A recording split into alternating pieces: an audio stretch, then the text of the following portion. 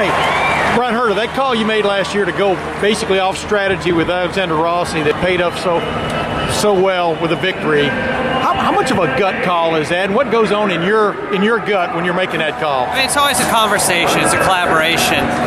Ultimately, I've got to make the decision to do it or not do it. There's a conversation on the timing stand. You know, you need information. What's it going to take? What's the fuel mileage? Do we think we can make it? How do we do it? You know, there's several steps before you actually say, all right, this is what we're going to do. Yeah. And so it really is a teamwork effort with all the guys on the stand, all the engineers looking at the data and saying, all right, this is possible or it's not possible. But you guys were correcting what? A mistake that had been made earlier? Not correcting. Yeah. I've never had a race that went smoothly here, and they never do. And so it was just looking at the situation we had, the cards we had mid-race that we've been dealt, and how can we win? How can we give ourselves a chance to win? And it was really just looking at what gives us a possible scenario to win that led us to that road. In other words, you got to make the call when you got to make the call, right? I mean, whatever.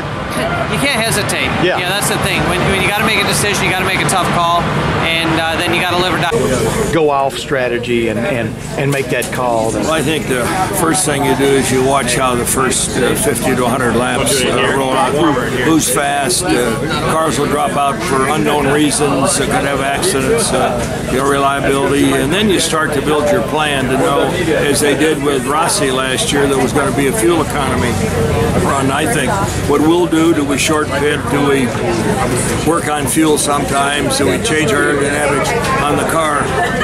These are all the tools we have. So I can tell you this year we need to use every one of them in our toolbox. And do you feel like it's a little bit of a gamble, one way or the other, right? I mean, well, I don't know that it's a gamble. I don't know if gamble's the right word. What would you call it? Gamble. It's just part of the game that you have to take all these different circumstances and be thinking about them, because it's like a football team. You know, you have a playbook, all these plays, but you never know what when you're on the 40-yard line, you're on the 3-yard line, and these are the things that we seem to be on some yard line every lap here that makes a difference. I would have to admit that as experienced as all of us are at what we do, some of it's instinct, but what you do is you work from the back end of the race to the front end of the race, and you make decisions as you go through the race to try to set yourself up to win at the end, no matter what it takes to win.